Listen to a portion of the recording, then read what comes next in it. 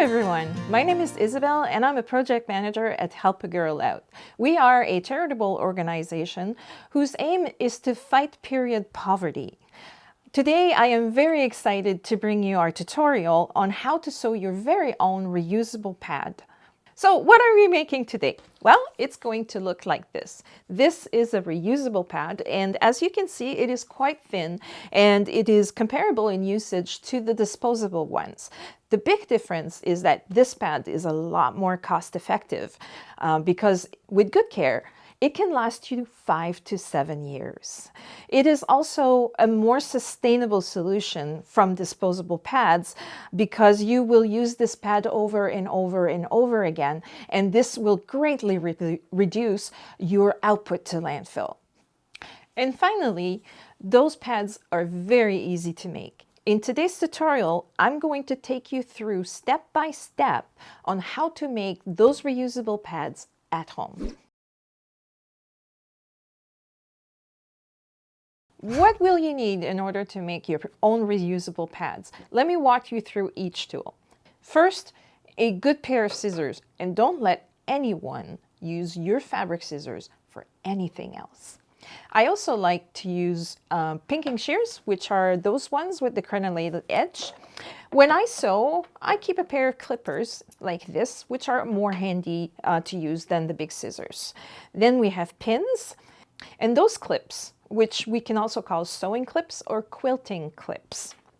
Then we have this chopstick. I'm sure you're curious what a chopstick has to do with sewing. You will see later. Then we will need a kit to install the snaps and obviously the snaps themselves. Finally, we will need pattern pieces, and I like to trace my pattern pieces with a Sharpie. Now, let's move on to the materials. To make this pad, you will need 3 different kinds of material. Each one has a different function within the pad. The first one is this. This is called Zorb, and this is a highly specialized material that is super absorbent. A piece of Zorb will absorb 10 times its weight in water in less than 2 seconds, which makes it ideal for a reusable pad. We use PUL, PUL, or polyurethane laminate. This waterproof fabric will protect your underwear from leaks. It has 2 sides. The matte side is the outside, the right side. And then we have the shiny part here, which is the wrong side and is going to be inside the pad. And finally, we have a topper fabric. So this is the part that's going to be against your body. A few things to remember. First of all, make sure that your fabric is 100% natural fiber.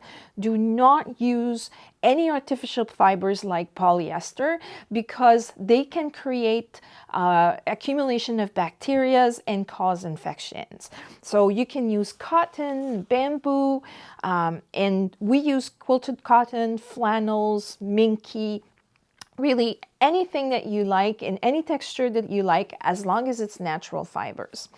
Here at Help a Girl Out, we like to use colorful fabrics that are fun and interesting, but we want to make sure to keep in mind that over the life of your pad, there's a possibility that it will stain, even if you care for it very well. So you want a fabric that is going to kind of disguise that. So stay away from light fabrics or pattern fabrics with a white background because your stains will really show. This is an example of a fabric that we use, and we can also use some darker fabrics with some black in it, and again, the stains are not going to show too much. Now that you have everything you need, let's get to cutting. You will have a piece of pattern that looks like this with the wings, and this is the part that we're going to use to cut both the topper fabric and the waterproof layer. This piece has a seam allowance, in this case, 1/2 inch. The other piece of pattern that we will need is this part, which we will use to cut the core, which is the Zorb layer. And this one does not have a seam allowance. So we will start with our topper fabric. And when I cut, I leave it folded like this. So I cut 2 at the same time.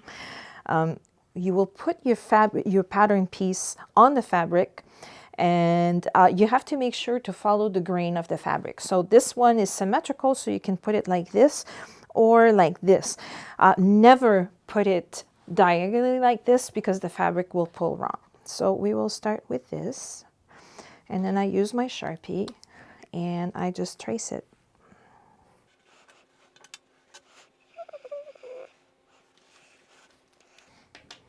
And once I'm done, I cut.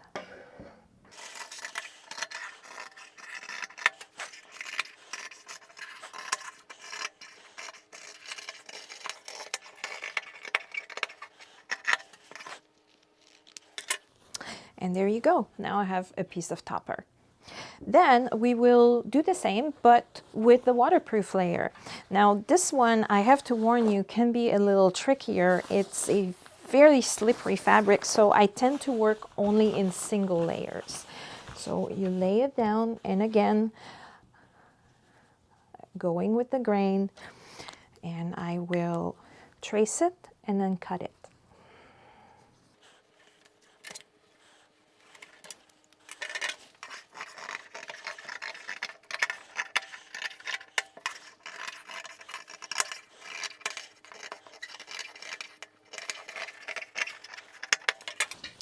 And your second piece is now complete. And finally, the last piece that we were going to need is the Zorb piece. So we're going to use the other pattern. And when I use the Zorb, I try to be very conservative and save as much of the fabric as I can, because this fabric is very expensive.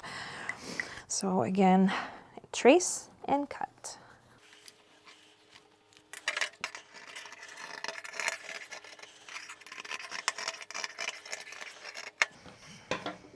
And we now have all 3 layers that we need to make our pad.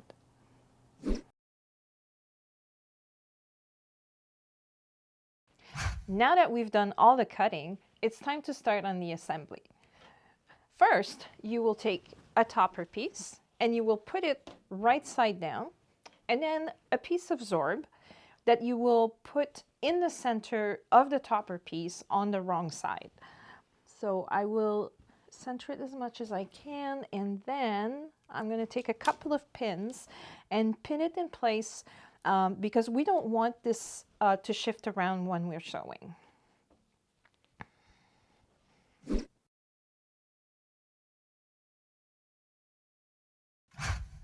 Now that our first layer is assembled with the pins in place, it's time to get to the sewing machine.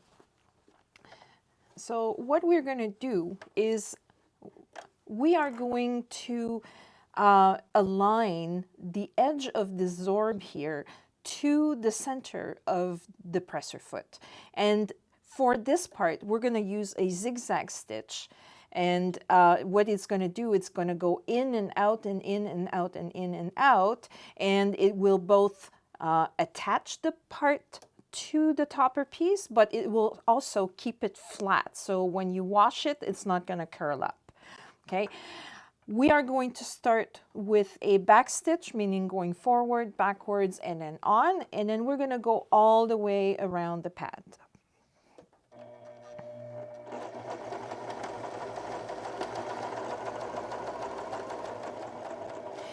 Now for this part, the curves can be a little bit challenging. So one trick is that you stop your machine and make sure that your needle is down, and then you just lift your presser foot a little bit and turn it just to give you a little bit of ease into your sewing, and that will make your curves a lot easier.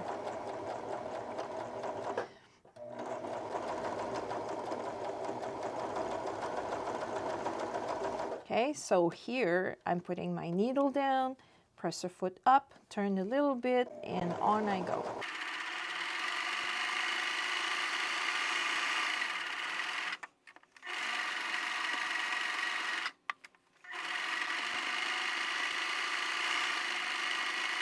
And once you get to the part where you started, you're going to finish your seam with a back stitch so that it is firmly in place.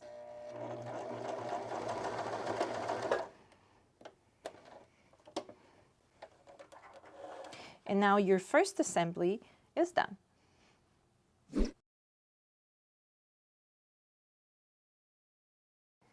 Now that we've sewn the absorbent piece to the topper piece, it's time to assemble it to the waterproof layer. So we will take the waterproof layer, this time wrong side down. On the pull, remember the wrong side is the shiny side, and then the matte side is the right side. And then we will put the right side of the topper piece against the right side of the waterproof. So it will look like this. And then for this part, I don't like to use pins because once you've poked a hole in a waterproof layer, it's not waterproof anymore. So instead, we use those little clips. So I will clip this in place so that it doesn't move around when I sew it. So I clip it, oops, I clip it all the way around, and then it's going to stay firmly in place when I sew. And now we're ready to go and sew it together.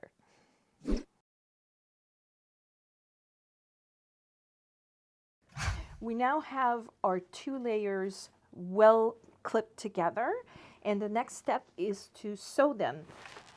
We will start here on this corner of the wing, and what I want you to remember is this assembly is inside out, so it will need a hole in order to be able to turn it the right side out. So for this one, we will leave this edge of the wing open. We will move our machine to a straight stitch, and for the alignment, I usually just align the edge of my presser foot to the edge of the fabric here. That's the simplest way to do it. Very important, you will start and finish with a back stitch. This will ensure that when you turn your product inside out, that it doesn't unravel. And basically you just start here, you go all the way around with a straight stitch and finish here. And you can do the same thing in the curves that you did with assembling the Zorb, which is stop, put your needle down, and then give it a little ease by lifting your presser foot. All right, so let's do this.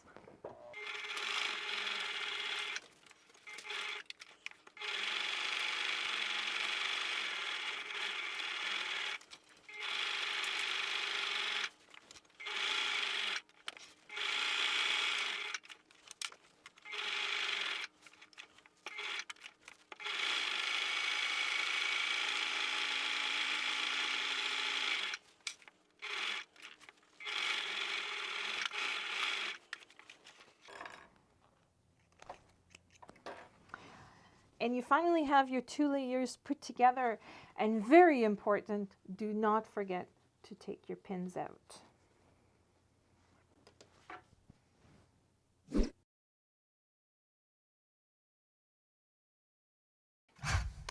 We now have the top layer and the waterproof layers firmly attached together. What I like to do at this point is I turn it around and I make sure that I haven't missed any spots when I was sewing. And then it's time for trimming. So for trimming, I use my pinking shears.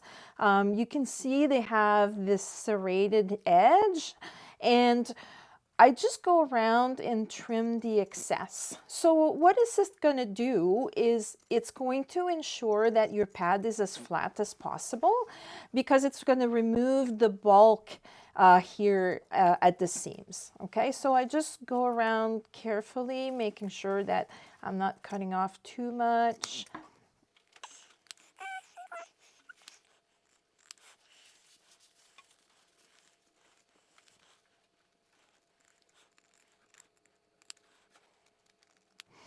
And there you go. And now we are ready to turn our pad inside out.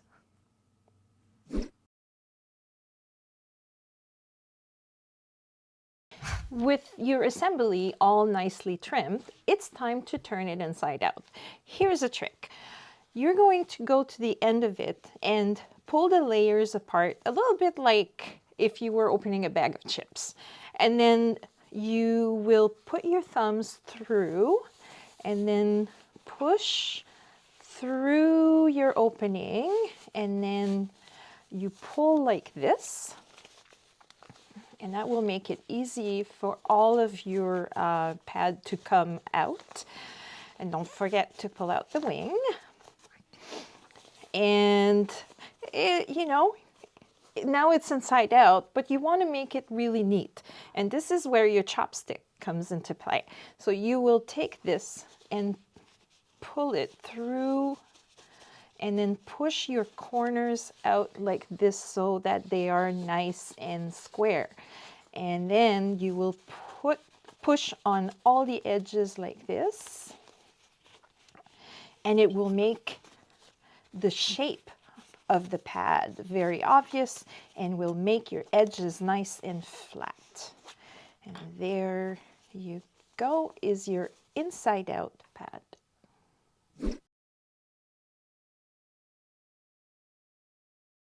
This next step is optional, but I never skip it because I think it makes the rest easier and it also gives you a nicer finished product. And that's the ironing part. So I have my iron here that is preheated. And first what I want to do is to make the edges of the part that's open really neat. I turn those edges into the inside, and it makes a sort of fake seam there. And then I'm going to put it down on my ironing board, and in order to not burn my finger but still keep that in place, I use my trusty chopstick. And then I'm going to take my iron and really press down on that seam, and then I'm going to press the rest of the pad so it is very flat afterwards. Now, one word of caution when you're doing this, always make sure that you're ironing on the topper side. Never ever iron on the pull side, because this is plastic and it will melt, and then you'll need a new iron. So there you go. Now we have a neat flat pad that is ready for the top stitching.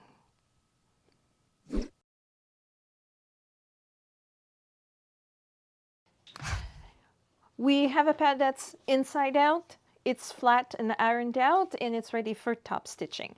So top stitching is basically going around on the top side, which is why it's called top stitching. And we're going to go all the way around, I would say, a few millimeters away from the edge. And top stitching will do two things. So the first one is that it will close the hole that you have here, which, you know, is really something that needs to be done. And the other thing is that it will give the pad structure. So when you wash it, it doesn't come all bundled back into itself. It will stay nice and flat because of your top stitching. So in order to do that, I go back to my machine, still on the straight stitch, and this time I will align my needle here to a few millimeters away from the edge of the fabric. The exact width is not really as important, as you want this to be consistent all the way around the pad. So we will start with a back stitch, go all the way around, and again, you can slow down and lift your presser foot up if you go into a curve. And this time we're not going to stop here, we're going to go all the way to where we started, and then we're going to do another back stitch. Okay, so let's start.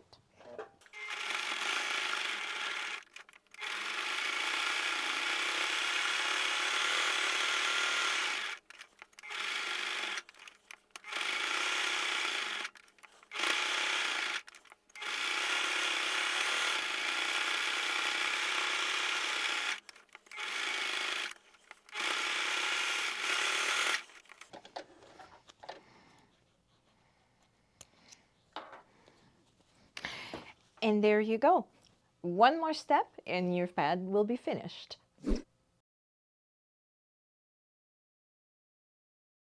Now that all our sewing is completed, we only have one more step before the pad is finished, and that is installing a snap. So let's see how we do that. first of all, we're going to choose a color. So I'm going to choose a nice contrasting green here. And in order to do that, we need 4 pieces. We need 2 of those pointy bits, which we call the heads.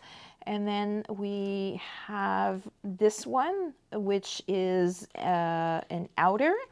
And then we have another one that is an inner. I use some tweezers like this because it's easier than using my fingers in little places like this. So so you have your 4 pieces, and then the other tool that you're going to need is this. It's technically called an owl, but I just called it the pointy bit. So what you will do is you want to make sure that your first hole is far enough for your edge so that your snap is not going to hang out like that.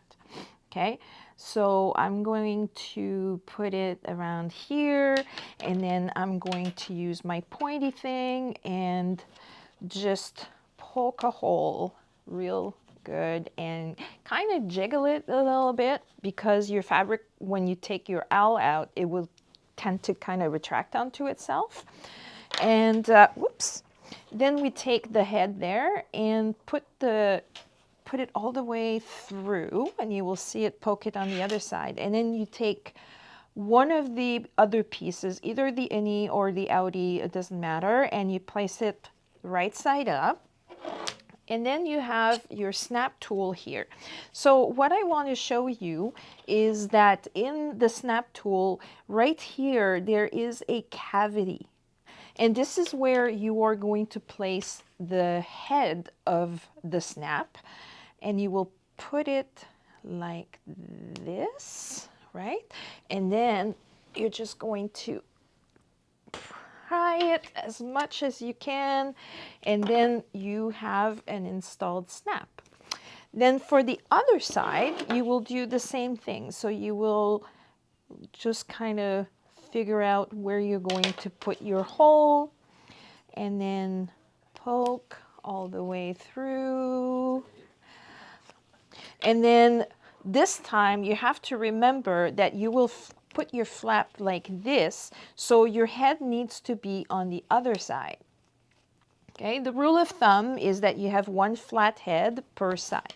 Okay, and then you take your other piece, again, right side up, and you put the head into the cavity of the tool, and then you press as hard as you can.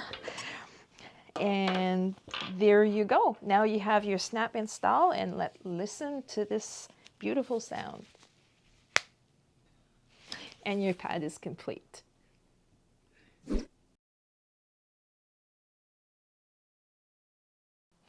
So now that your pad is complete, how do you use it?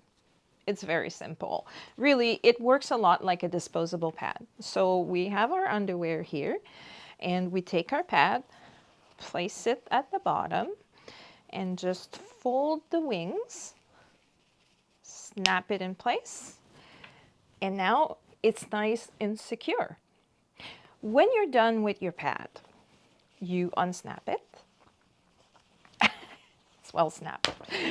And then you take it out, and I suggest you fold it into itself with the waterproof side out, and that will keep all the mess inside.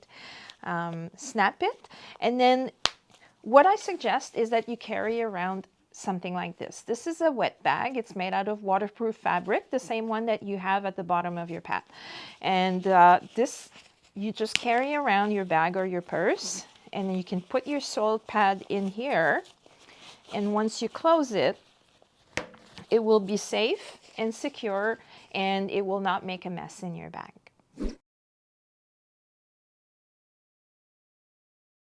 Let's talk about the care of your pad. Now that your pad is dirty, you need to wash it at some point. So you're going to take it out of the bag. And what I suggest is that, first of all, you always use cold water. That will avoid a lot of the staining to take place. And then one easy way to deal with this is that once you're at home, put it under running water and just kind of smush it around like this, and that will make the stains kind of flow out. Once the water runs clean, you have two choices. You can toss it in your laundry right away, or you can leave it out to dry. What's really important, do not put your wet pad into your laundry basket and leave it, because it can accumulate bacteria during that time. So make sure it's dry before you toss it in your laundry bag. And then you can just launder it with your other clothes. You can make a separate batch for it. It's really up to you. Once it's washed out, you need to dry it. Personally, I recommend air drying, because remember, your waterproof layer is made out of plastic. So if you put it in the high heat dryer, it will degrade the plastic, and then your pad is not going to last as long. So air drying is ideal, but hey, life happens. If you're in a hurry, toss it in a dryer. And once your pad is dry, to carry it around, you just fold it with the topper inside so that it stays nice and clean. Snap it, toss it in your bag, and you're ready to go. And there you go. Now you know how to make your own reusable pads at home. If you want to know more about how HAGO uses reusable pads to fight period poverty, please visit our website at helpagirlout.org or follow us on social media, where you'll find more content, updates, and videos. Thank you so much for watching.